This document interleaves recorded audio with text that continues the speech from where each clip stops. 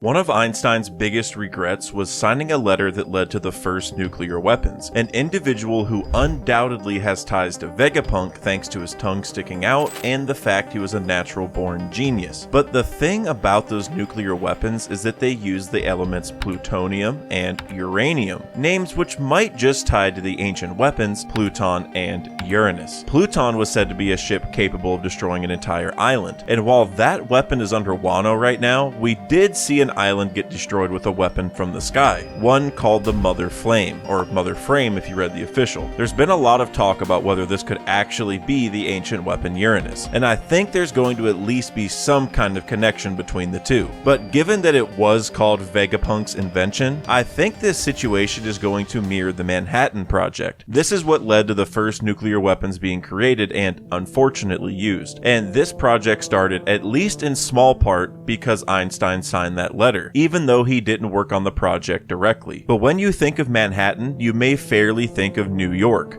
which could tie to York, who wants to be the new Vegapunk. Since Dragon couldn't believe his friend Vegapunk would create a weapon like that, maybe it was just another Vegapunk, like York, who we know is the traitor of Egghead and has been working with the government for several months. Lilith introduced herself as Vegapunk to us in our introduction to Egghead because they do actually go by Vegapunk to the outside world, but they use the other names to distinguish themselves from one another. So Emu calling York Vegapunk is totally possible, especially since York said the world only needs one Vegapunk. Perhaps the real one was either unwilling or simply pretended that he was unable to create a weapon just like that. The government believed him that Momo's fruit was a total failure when it was just the color, and Guernica even seemed thankful that that was the case. Could that begin explaining what the Mother Flame really is? I mean, it is odd that Vegapunk has done a ton of research around dragons, changing the weather, eggs, which could tie to Nami's weather eggs and even Roger's egg, and even Sky Island clouds, which Egghead sits on top of and creates. These are things most people have tended to theorize about when it comes to Uranus in some form or fashion, although in fairness we have only heard about this weapon one time in the story. Thanks, Neptune. Could Vegapunk have been studying the weapon Uranus all along? Perhaps an inversion of the experience Frankie had with the Pluton Blueprints. Frankie inherited blueprints to create a counter to the real weapon Pluton, just in case the real one ever fell into the wrong hands. So maybe Vegapunk created blueprints for a counter to the real weapon Uranus once learning of its power. Ones which York actually went and made, inverting Frankie's actions of destroying those Pluton blueprints. If you go back to Tom and Frankie's flashback, the Gorosei were the ones to put Spandam directly on the mission to find those blueprints, and he was the head of CP5, which is the same group that was first sent to Egghead to investigate Vegapunk for researching the Void Century. I don't think there's any question that Oda is paralleling Frankie's experience from 12 years ago, and Vegapunk's creation, York, inventing a weapon just like this, could put him in the same situation that Frankie was in when he learned from Tom that even if the ship you've made could hurt somebody, even if it could bring ruin to the world, its only parent must give it love. While Tom was talking about ships, Oda may now be shifting that to actual living things with their own wills and, especially in York's case, desires,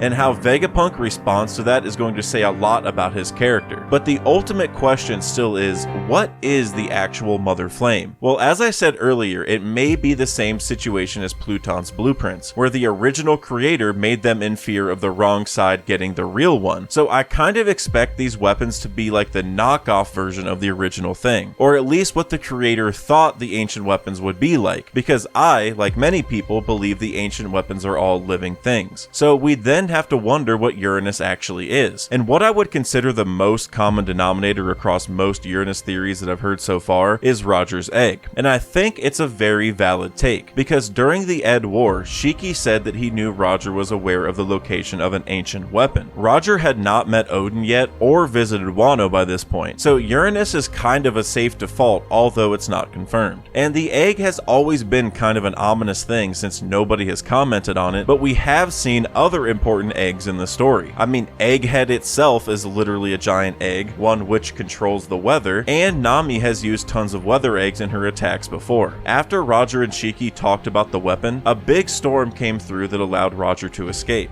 Weather and eggs kind of go hand in hand in One Piece, and Vegapunk has wanted to change the climate since he was a kid back in Karakuri. So I think there's a connection to be made through all of these, and I'm almost wondering if Egghead itself is like a mini Uranus, and maybe that proved to be some kind of template for the mother frame. It even sits on top of Sky Island clouds that the lab itself is able to create, and it can also shoot lasers, almost making it like a giant weather egg that just doubles as Vegapunk's brain. Nami's weather eggs also create massive amounts of clouds very suddenly, not unlike what we saw at Leloucia, although on a much smaller scale. But we did see in Whole Cake that the clouds and thunder strikes get much larger if Zeus eats a weather egg, and he runs on soul power, which might tie to Vegapunk's studies on the 21 grams of soul, and Einstein's discovery of E=mc², the equivalence between mass and energy. But I'll cover that more later on when it comes to the actual power source. So if this weapon really is anything like Egghead itself, that could even play into the mother frame or flame debate. Stephen Paul, who translates One Piece for the Viz, commented on this and said it's a coin toss between mother frame and mother flame depending on if it's meant to be sci-fi as in futuristic ancient weapons mothership mainframe or mythological, so that could get changed in the future. So while the true name could be flame eventually, there does appear to be elements of both frame and flame here for now, which I think it's fair to say Egghead actually has. Egghead itself is a giant lab, and it could be considered a mainframe since it's mostly a giant computer that also holds punk records. But it's also kind of a mothership by floating on these clouds that it creates. But the most important thing is that this frame runs on a flame. Lilith said that it's like this island runs on fire. Lilith also mentioned how there's better fuel sources they have yet to figure out, like the energy the ancient kingdom used in the Iron Giant, and she said that it'd be nice if they could use the power of their own sun. Perhaps this advanced energy is what was used in the attack on Leloucia. So let's revisit that attack for just a moment, because there's actually some really interesting insights if you consider the timeline in context of chapter 1060 and 1086, particularly when it comes to Sabo using a VPN to avoid the blast from Emu, because this is just another reason to go check out the sponsor for today's video, Surfshark VPN. Surfshark allows you to virtually travel the world with just the tap of a finger and access all sorts of content, including your favorite streaming platforms, even if it's blocked wherever you're physically at in the world. And with more than 3,200 servers in 100 countries, there's a good chance that anywhere you are, they'll have you covered. This essentially gives you the exclusives for every single region, so